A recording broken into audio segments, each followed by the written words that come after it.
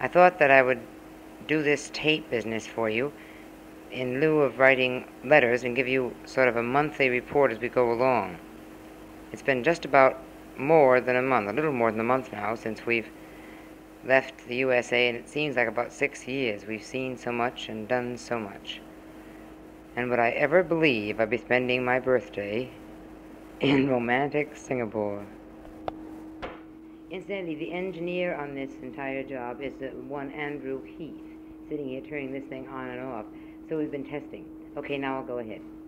Oh, by the way, before I forget, I want to include in this letter now, it's to you, Gagi and Bumpy, and also I want Aunt Alice and Kirk, and Aunt Ann and Jean and Vera, Aunt Vera and Aunt Donis and Uncle Bill, Aunt Madeline, Sally and Harry, and Susan and Felix, and maybe Mary Ellen and Ian and Jack, if they're interested, and I'm sure they are, as to what we've been up to. And so I'll retrace my steps now from the time we left to fill the others in. And to all the rest of you, I know very well that Mommy and Daddy have told you about fabulous Hawaii, our magnificent trip over our own country, the marvelous, marvelous time that Honolulu was, even for the one day I was there. Dawn over Diamond Head with Mama and Daddy and the three rascals and me standing on the terrace of the Moana Hotel was an experience that it's hard to describe it. It was so beautiful. Incidentally, since I've left, every day I've kept this log, and so I'll be reading from it mostly, day by day. I tried to make almost an hour-by-hour account of everything that's happened to us. So this tape, these tapes that I send home, and this log will stand as a record of the trip, because there's just too much to try to remember. So, Daddy, you'll be very pleased to know that I really have done this thing. I've really kept every day. When we arrived in Hawaii, of course, the kids, you know about that snafu at the airport in San Francisco, leaving Mama behind and Daddy as though we were going to be whisked away to God knows where. We got on, after a long, long trip, the kids and I arrived there at about 11:05 in the morning. That's Hawaiian time.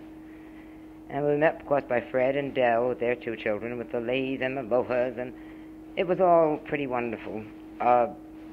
The kids and I did have a swim on Waikiki Beach, which is all it's cracked up to be. Hawaii is, now of all the places I've seen, and I know it's hard for you to believe it. It's hard for you to believe. I've seen as much as I have. I can't believe it myself.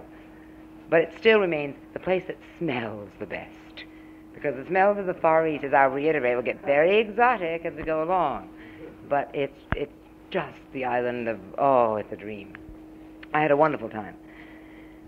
Now, after we got ourselves squared away and packed, after our wonderful morning on Waikiki and our lunch under the world's largest banyan tree, with Daddy and Mommy looking as great as they've ever looked in their lives, so happy, so relaxed, the kids and I got on in a very hot midday onto a 707, and we took off north to the Orient.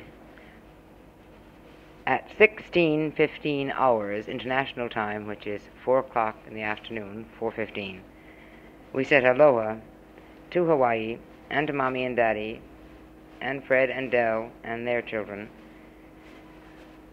And as my log begins, I find myself here saying, and here we are, the four of us, with this seemingly endless flight ahead of us. Anna and Duncan had a terrible time. They were awfully restless and tired, you know. And my watch, of course, went on the blink, so I didn't have any idea what time it was. But happily, right in back of us were two Army generals, one a BG and the other a Major General, on their way to Korea. So they really did help us out an awful lot. And the stewardess, of course, the plane was just jammed because of the dock strike in the States. So the plane was just overcrowded. At 6:35 Hawaiian Standard Time, the kids were starting to drowse off, and I'd fed them, and they were all kind of drowsy, and I found a nice Chinese lad next to me from Hong Kong. I say, here, he speaks no English at all, and my Cantonese is rather rusty. So we smiled at each other all the way, and